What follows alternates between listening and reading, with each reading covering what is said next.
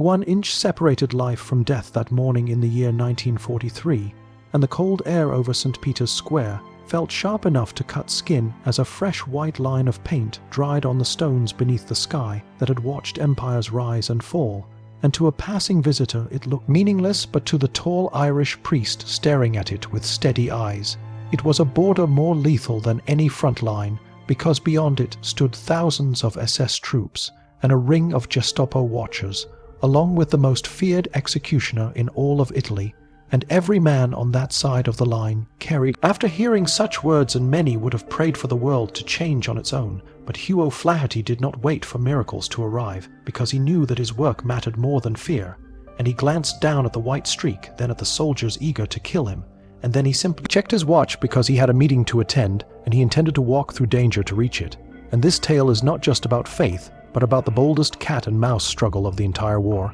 And it tells how a priest with no formal spy training embarrassed the entire Third Reich, disguises forged documents and pure nerve so much that people later called him the Scarlet Pimpernel of the Vatican, while the Nazis whispered another name for him, the one ghost they could never catch. And to understand how a man of the church became the most hunted figure inside Rome during the war, you must first understand the man who ruled the city with quiet cruelty, because every great struggle requires a villain, in Rome had one whose shadow still chills the memory of the streets. His name was Herbert Kappler, and unlike the loud villains of films, he was calm, intelligent, and cold, and he treated murder as if it were logic and numbers. And when German forces occupied Rome in September of the year 1943, Kappler set up his base in a building on Via Tasso, and people still lower their voices when they mention it, because he turned a lovely apartment block into a place of torment where windows were sealed with bricks and prisoners were trapped in rooms where lights burned without pause for days, so they would lose sense of time, and the screams inside were so constant that citizens avoided the street, and Kappler had been ordered to cleanse the city of all unwanted people and to hunt the Jews and the escaped Allied soldiers and the resistance fighters, and he carried out this task with terrible efficiency until the whole city felt paralyzed with fear. And inside the Vatican walls, life remained untouched as if war were a rumor, and Hugh lived comfortably as a diplomat who enjoyed golf and boxing and meals with high officials, and he could have ignored the suffering and pretended the horrors were far away, and he could have stayed safe behind Vatican borders.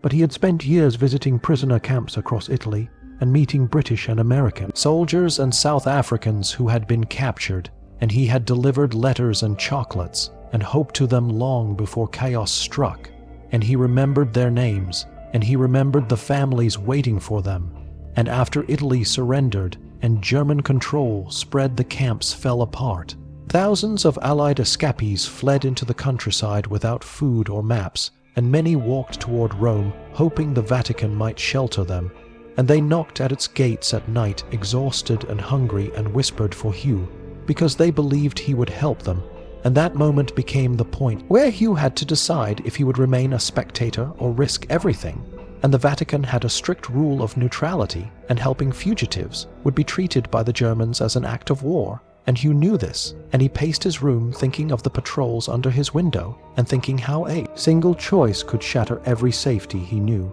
And yet he understood that there is no partial step in resistance, because once you open the door, there is no return. And so he opened it, not with a grand plan, not with a heroic gesture, but with a simple act that set the entire rescue mission into motion.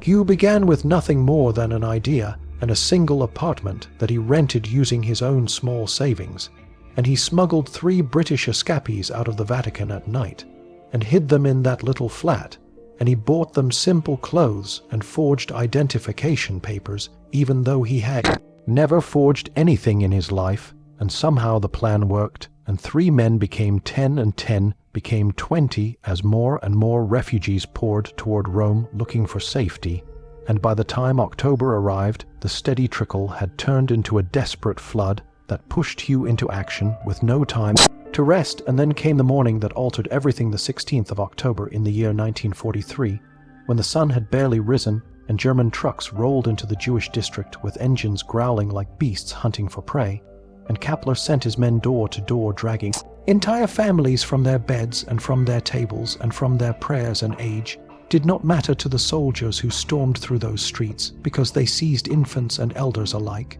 and forced more than 1,000 souls onto trucks lined up near ancient stones older than any empire. And Hugh watched from a distance with a heart torn by fury and helplessness because no one came to stop it and no army intervened, and the Vatican stayed silent to preserve neutrality, and the Allies were still far to the south. And in that moment, the comfortable diplomat Hugh vanished, and the man who rose in his place was someone willing to risk everything to defy a machine built on terror. And he knew he needed a team because no single person could save thousands. And so he built one of the most unusual spy networks ever imagined, not out of soldiers, but out of ordinary people whom the enemy ignored, and his closest ally became Delia Murphy, who was the wife of the Irish ambassador and a well-known singer whose voice charmed even the officers she despised, and she hosted lavish gatherings where German officials drank wine and clapped to Irish melodies while she quietly slipped forged documents into her purse which she would deliver across the city with perfect poise. And Hugh also recruited a Maltese widow named Henrietta Chevalier, who lived in a tiny apartment with 6 children, and when Hugh asked her to shelter 2 men, she simply told him to send 4, and soon she had so many fugitives squeezed inside her home that they slept in the bathtub and under tables, and anywhere they could breathe. And Hugh even recruited a sweeping boy from the Vatican to act as a messenger and a Swiss count, who blended effortlessly among high society, and 2 young priests from New Zealand proved fearless inside enemy territory, and together these unlikely allies formed what they called the Council, and they operated like characters in a secret film, moving through hidden corridors and forgotten convents and brothels and quiet apartments tucked beside enemy barracks, and their power came from invisibility because ordinary faces were harder for the Germans to track. And while they hid the refugees, they also erased their paper trails using forged names and new identities, and all of this required heavy funding because food had become expensive and safe houses demanded rent and bribes had to be paid to keep doors open, and yet Hugh earned no salary as a priest, so he invented a financial scheme that could have collapsed at any moment, but instead became his lifeline because many wealthy British and American citizens living in Rome had savings trapped in Italian banks that were now under threat of seizure by the Germans, and Hugh offered a deal to them based on trust alone, that if they transferred their funds to him, he would use the money to save lives, and after the war their governments would repay them with interest, and they believed him, and soon he had millions of lire flowing into his hands, not for himself, but for the invisible army he was building. And by November of the year 1943, he was no longer simply running a rescue network, he was running something close to a shadow government, because he now had 3,000 names under his protection. And he carried an actual ledger in which he wrote every person and every safe house and every amount required for their survival. And that ledger was the most dangerous object in Rome, because if Kappler found it, he could execute thousands in a day, and yet Hugh kept it close at all times, even sleeping with it under his pillow because he trusted himself more than any hiding place, and he feared losing track of a single life under his care. And this boldness made him confident, but it also attracted attention because you cannot buy bread in bulk day after day without someone noticing, and you cannot rent 60 apartments without raising whispers. And soon Kappler started seeing patterns in the city, and he noticed that Allied pilots who were shot down near Rome seemed to disappear before German patrols could reach them, and that Jewish families scheduled for arrest seemed to vanish hours before the trucks arrived. And he launched an investigation using waiters and taxi drivers and bitter neighbors and people hungry for reward, and every rumor pointed in the same direction toward the Vatican, and toward one tall Irish priest who was no longer hiding in the shadows. And as Kappler realized that a single determined man was weakening his grip on the city, the game shifted from a quiet hunt to a deadly chase. Kappler had reached his limit because he did not want to simply disrupt the network, he wanted to crush it completely, and he began by placing Hugh under constant surveillance with agents tracking him every moment outside the Vatican walls, and the hunt took on the tone of a tense thriller because Hugh understood immediately that eyes followed him through every street and every quiet corner, and whenever he slipped out to visit a safe house, he would spot a man in a long coat pretending to read a newspaper while watching him from behind the pages, and any ordinary person would have returned inside the Vatican and refused to move again, but Hugh treated it like a challenge, and he turned danger into a kind of sport by inventing disguises that should have failed yet somehow worked, and he once needed to carry money to a safe location across the river where German checkpoints stood on every bridge scanning for a tall priest, so he walked into the Vatican heating room and covered his face and hands with coal dust,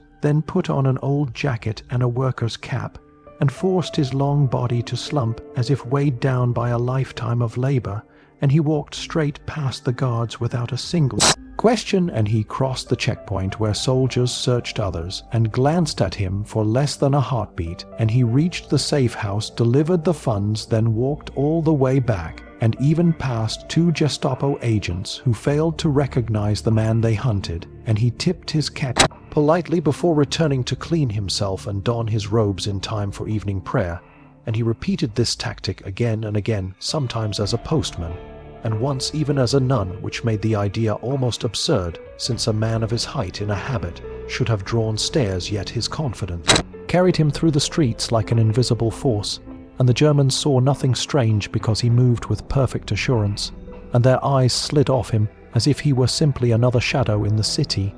And this humiliation enraged Kappler, because he was the most feared commander in Italy, and he was being mocked by a man wearing soot and old fabric, and so Kappler escalated matters, and began raiding safe houses, not only capturing fugitives, but also dragging away the Italian families who risked everything to hide them, and these families were taken to Via Tasso, where Kappler conducted torture with clinical precision, and he wanted testimonies or names or even a single hint that might tie the priest to the underground rescue network, and every raid increased pressure on Hugh, because he knew that every visit to a safe house could put innocent people in danger, but still he continued. Until the night the worst thing happened, and the circle tightened around him, and his luck finally cracked, and he was in the basement of a noble palace belonging to Prince Doria Pamphilj, delivering food and supplies to men hiding there, when he heard the violent crash of a door on the upper floor,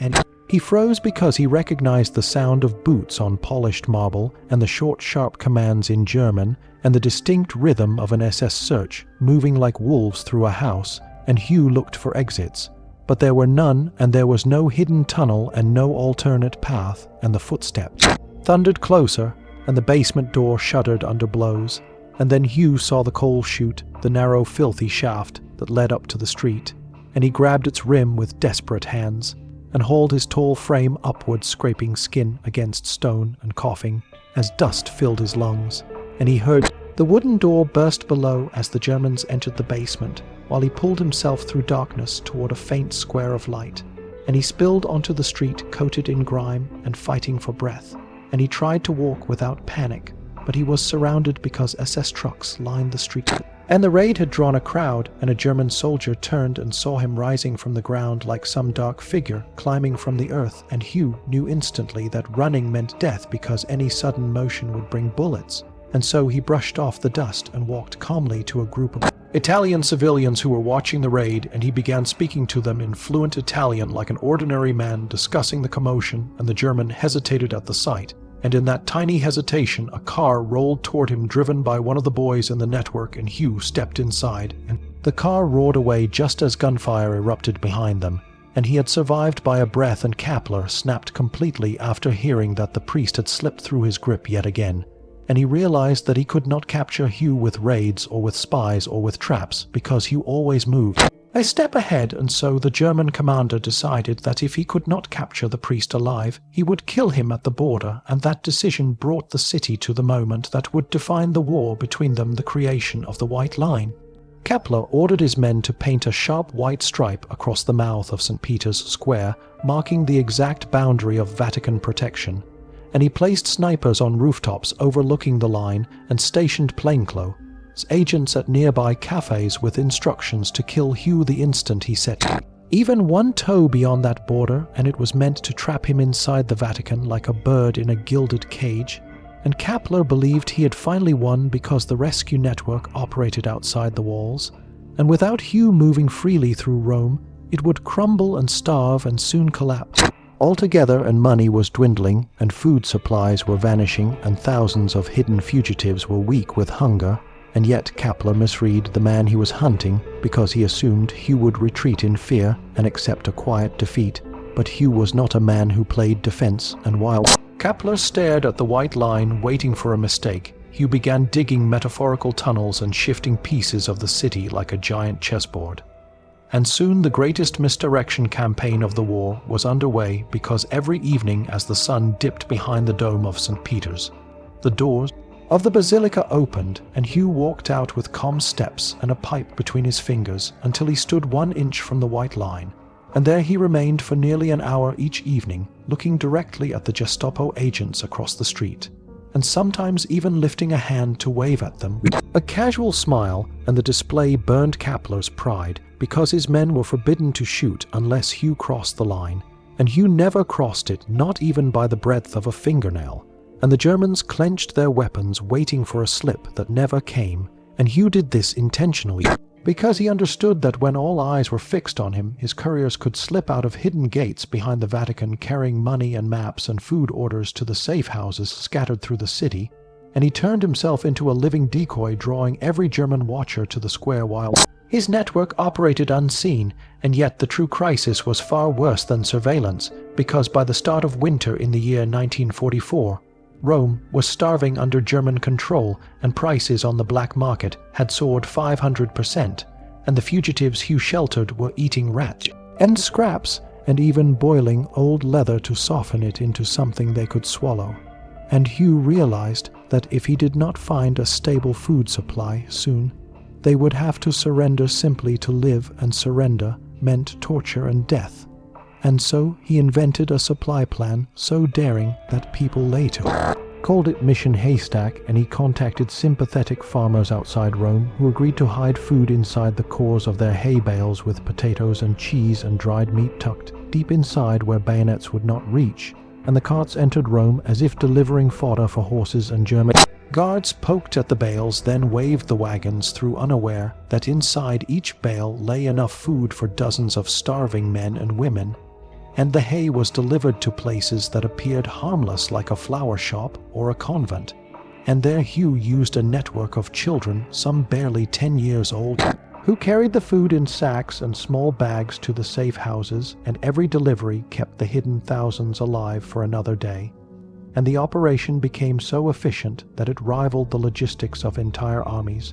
though it was run from a small room in a neutral state by a priest with little sleep and no resources, and yet food alone could not sustain the network, because the cost of bribes, rent and supplies drained Hugh faster than he could replace funds, and his financial promises to British and American residents could only stretch so far, and the network neared collapse. And so he devised the golf course drop, which used the fact that he had once loved golf and had many friends among diplomats who still played, and he arranged through careful whispers for British diplomats to move gold into Rome in diplomatic cars, because those vehicles could not be searched by German soldiers. And as the car passed a certain point by the Vatican wall, a window opened and a small heavy box dropped into a patch of bushes, and minutes later, a Vatican gardener, who was actually one of Hugh's priests, collected the box with a rake and carried it inside, and the gold was divided into envelopes and delivered to the people who ran the safe houses. And even though this kept the network alive, the strain on Hugh grew heavier, because his face in photographs from 1943 looked strong and hearty, but by 1944 he appeared gaunt with hollow cheeks and weary eyes, and he lived with the knowledge of 4,000 lives stored in memory, because writing them down could mean death if the Germans ever discovered the list. And then the worst blow struck the network, one that nearly destroyed everything in a single night, and it began with a frightened courier who was stopped at a German checkpoint and searched, and the soldiers found a list of safe house addresses hidden inside his shoe, and they dragged him to Via Tasso, where days of torture broke him. And he gave the Germans one of the sacred locations, a seminary holding 12 Jewish refugees and 3 British pilots. And at 3 in the morning, the Germans smashed through the doors and beat and captured nearly everyone inside. And when Hugh heard the news, he sank into a chair, overwhelmed by guilt and grief because 15 souls were lost under his watch. But he had no time to mourn because Kapler was not finished, and he wanted Hugh himself. And since Hugh would not cross the white line, voluntarily, Kapler decided he would drag him across it by force. Kapler prepared a plan so reckless that even his own men hesitated when they heard it, because he no longer intended to watch the white line or wait for a mistake. He intended to storm the sanctity of St. Peter's itself and seize Hugh from inside the basilica and drag him across the border where snipers could shoot him without consequence. And he selected 4 agents who would dress as ordinary civilians and hide knives and pistols beneath their coats. And he ordered them to stand inside the dim nave of the great church, near a pillar where shadows gathered in thick pools, and wait for the moment Hugh came down for evening prayer, and their instructions were simple: grab him, gag him, and drag him through a side door, then haul him over the white line and throw him into a waiting car and shoot anyone who tried to intervene. And Hugh walked into the church unaware of the trap until he noticed the 4 men standing strangely rigid with their hands pressed against their coats.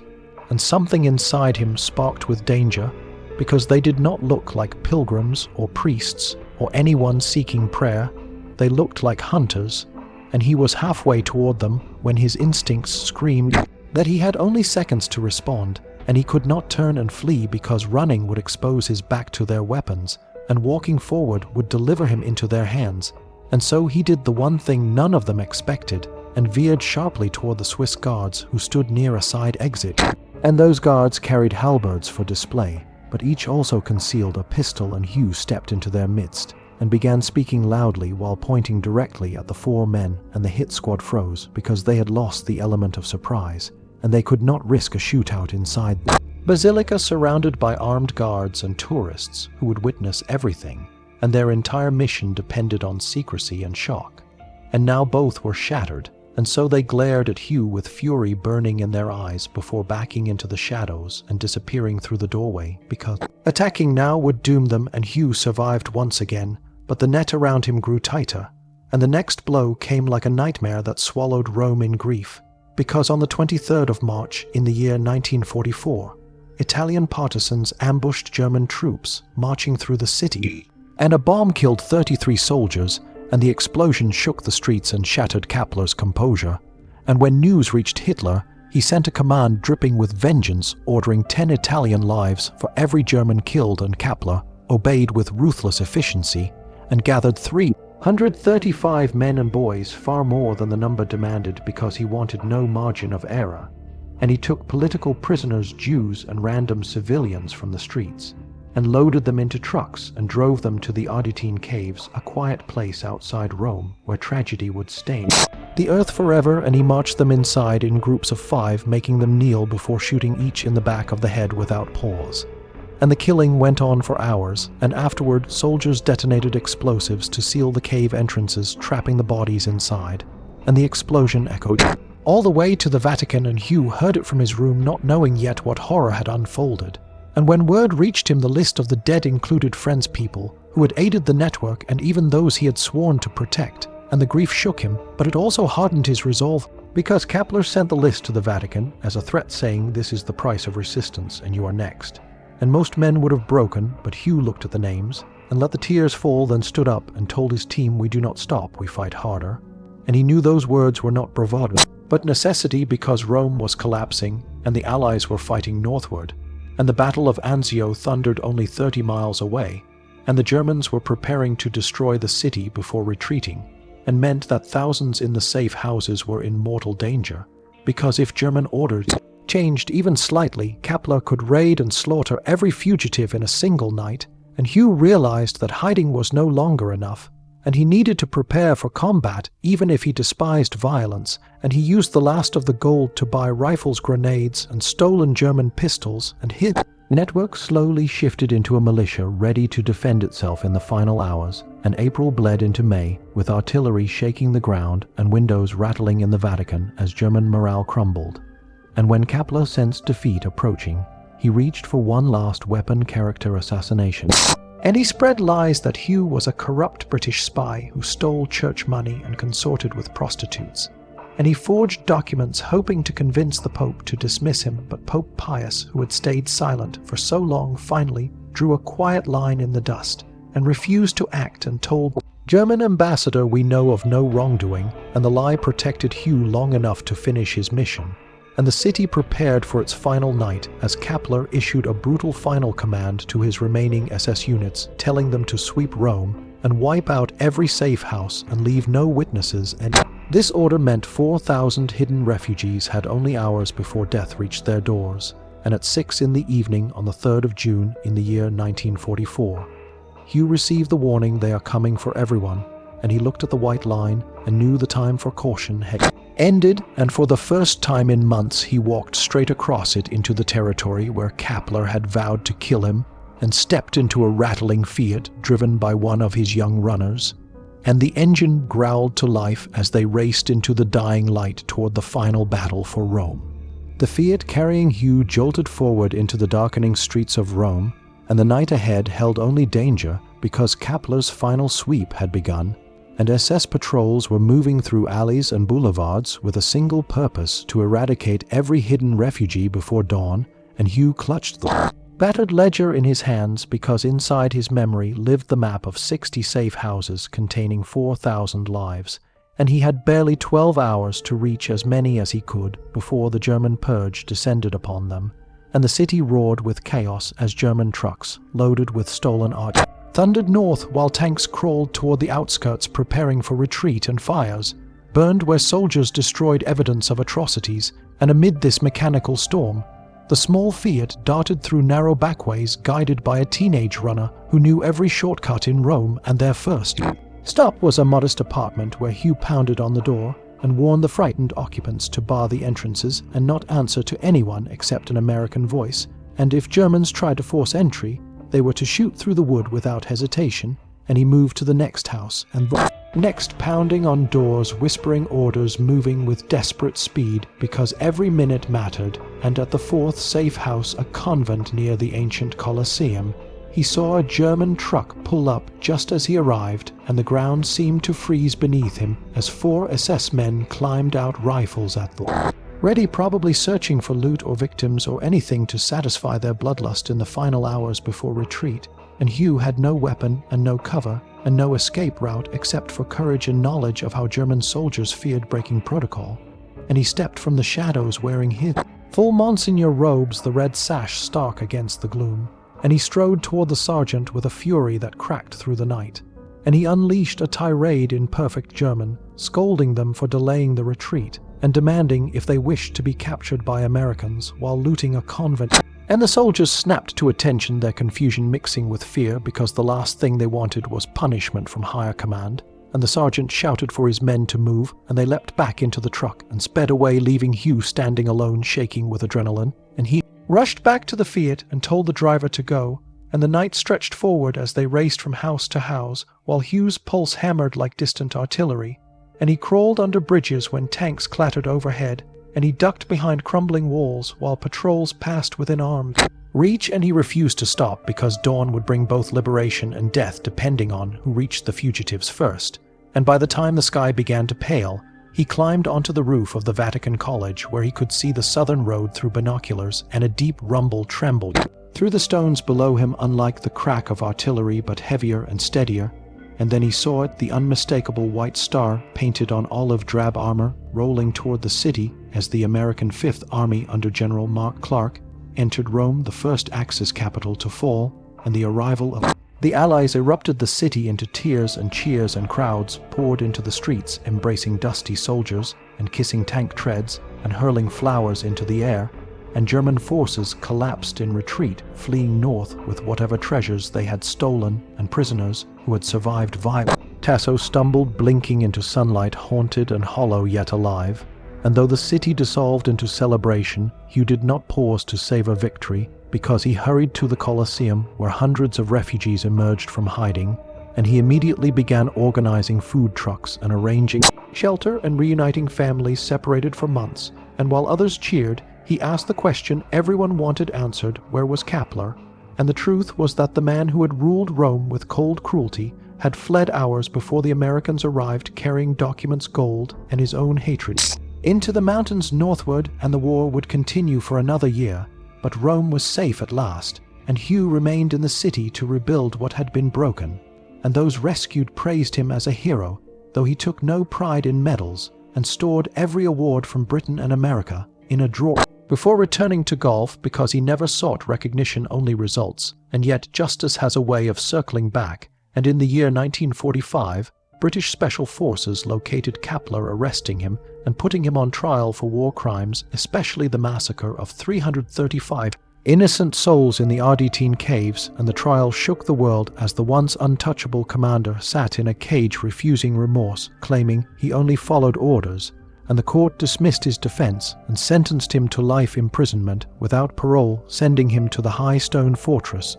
Gita in this moment could have ended the story of Hunter, and hunted with the villain locked away, and the hero free to fade into peace, but Hugh felt a different weight in his heart, because though he had defeated Kapler militarily, he had not faced him spiritually, and something within him refused to leave the story unfinished, and so another chapter began, one that no one expected, and one that proved the priest's courage extended far beyond disguises, raids, and defiance of tyrants. In the quiet years after Rome's liberation, another battle began, one fought not with disguises or forged papers or midnight escapes, but with patience and spirit, and a courage far different from facing guns on the street, because in the year 1947, a simple car rolled up to the gates of Gita prison, and from it stepped a tall priest whose face had grown older and thinner from years of strain, and the guards barely believed their ears when he announced he was there to visit a prisoner. And when they asked which one, he answered the name. No one expected Herbert Kapler, the man who had hunted him, the man who had ordered his death, the man who had massacred innocents across Rome, and the guards exchanged stunned looks, because they assumed Hugh had come to gloat or spit in his enemies, face or confront him with the names of those lost. But Hugh walked through the stone corridors, past iron doors and shadows that clung to the walls, and when the guard unlocked the final cell, Kapler looked up from his narrow cot and saw the man he had failed to catch for 2 years, and hatred flickered in his eyes mixed with disbelief. And Hugh did not shout or lecture or accuse. He simply sat on a small stool and said, "Hello, Herbert," and that small greeting began a ritual that would last more than a decade, because Hugh returned every single month for 10 long years, making the hours-long journey from Rome to Gita, through rain, heat, and illness, carrying books, tobacco, or nothing at all except conversation. And at first, Kapler refused to speak and stared at the wall with the same stone-faced arrogance he had shown at his trial, believing he was still above the world even in chains. And Hugh spoke anyway, about Ireland, about weather, about literature, about things human enough to chip edges of the armor Kapler wore, and month by month the silence grew shorter and their talks grew longer, and Kapler found himself unable to understand why this man would return again and again when he had every reason to hate him. And one day he finally asked the question that had eaten at him for years, "Why do you come here? What do you want from me after all that I did?" And Hugh answered with the quiet conviction that had always carried him through the darkest nights, saying, "My faith tells me to love my neighbor, and it does not promise that it will be easy." And those words cracked something deep inside the man who had once been the terror of Rome, because cruelty had never broken him, but kindness was beginning to unmake him. And their conversations shifted into deeper places, speaking of guilt and responsibility, and the faces of the dead, and Hugh listened without judgment, while guiding him toward the humanity he had buried under cold obedience and ruthless ambition. And Hugh worked at this task, as if performing the slowest exorcism in history, drawing out not demons, but the twisted beliefs that had driven Kapler to murder, and time moved forward, and the world changed, yet the visit continued. And by 1959, something in Kapler yielded, and he asked for a priest, not just any priest, but Hugh, the very man he had sworn to kill. And in that small damp cell of stone, the former SS officer bowed his head and requested baptism into the Catholic faith, and Hugh poured holy water over him, not to erase the past, but to acknowledge that even monsters are men who have lost their way, and that redemption is a door that can be opened only from within. And afterward, Hugh walked out of the prison looking tired and old, his hair white, his shoulders heavy. And only a year later, a stroke would silence much of the strength he once carried into battle with the Gestapo, and people asked him how he could forgive someone like Kapler, how he could sit face to face with a man responsible for so much suffering, and Hugh answered with the same calm smile he once wore when taunting German agents at the White Line. He said he is not a monster, he is simply a man who lost his path, and it is the duty of a priest to find what has been lost and return it to the light. And when Hugh died in 1963, peacefully in his sister's garden, far from the pain of Via Tasso, thousands of families across the world who owed their lives to him paused to pray for the man who had risked everything to save them. And today there is no trace of the White Line in St. Peter's Square, worn away by time and footsteps, but near the German cemetery inside the Vatican stands a small plaque honoring him, and in Israel at Yad Vashem stands a tree planted for him named among the righteous of all nations. And his story remains a reminder that even when darkness seems overwhelming, a single act of courage can echo across generations, and that sometimes the greatest victories of war are won not through force but through compassion, patience, and the willingness to walk toward danger with an open heart. The legacy of Hugh O'Flaherty did not end with his quiet death in 1963, because the echoes of his courage continued to ripple outward long after his final breath, and the world slowly began to understand the scale of what he had done and the thousands he had saved, and even more. Single soul he refused to abandon in a prison cell, and though he left no grand speeches and sought no fame, the evidence of his life lived on in the families who survived because of him, and in the stories passed from parent to child about the tall Irish priest who defied an empire with disguises, wit, and unwavering determination. And if you walk through St. Peter's Square today, nothing remains of the White Line that once divided safety from certain death, because the stone has been worn smooth by the footsteps of millions, and time has erased the paint, but not the memory. And near the quiet German cemetery hidden behind the Vatican lies a small plaque honoring him, a modest tribute to a man who never sought recognition. And in Israel at Yad Vashem,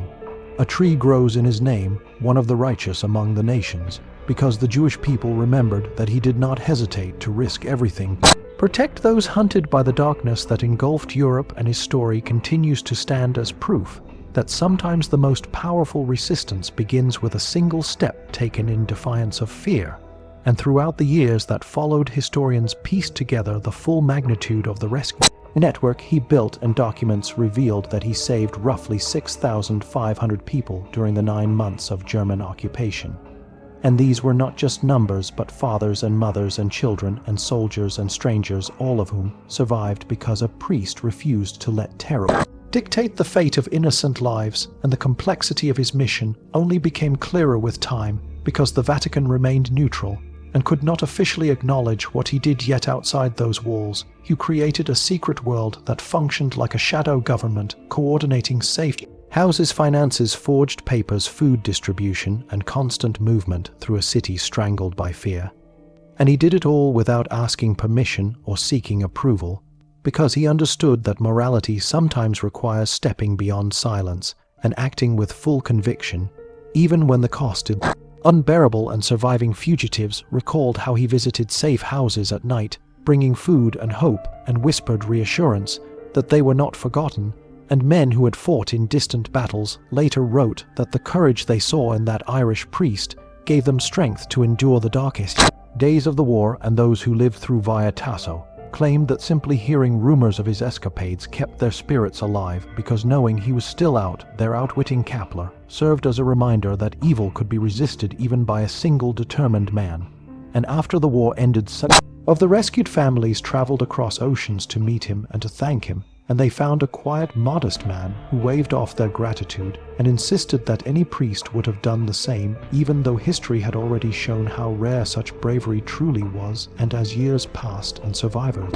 aged, they told their children and grandchildren about the Scarlet Pimpernel of the Vatican, who wore coal dust as a disguise, sneaked past checkpoints, walked boldly to the very edge of death, and stood unmoved before the guns pointed at him. And they spoke of the night he crossed the White Line, knowing Kepler had ordered his execution, but doing so anyway because 4,000 lives depended on it. And they spoke of his refusal to hate even the man who tormented Rome and murdered the innocent, and how he visited that man for 12 years until he helped guide him toward repentance. And when people questioned how he could forgive so deeply, Hugh answered with the calm certainty that defined all his actions, saying that people are not monsters but human beings who lose their way and must be led back, and that faith demands not only resistance to evil, but compassion toward the lost, and such words became the quiet thread that tied together his entire life, because he understood that mercy and bravery are born from the same place, and that hatred is easy, but redemption is the hardest path of all. And with time, scholars came to view Hugh as a rare kind of hero, one who never fired a shot yet waged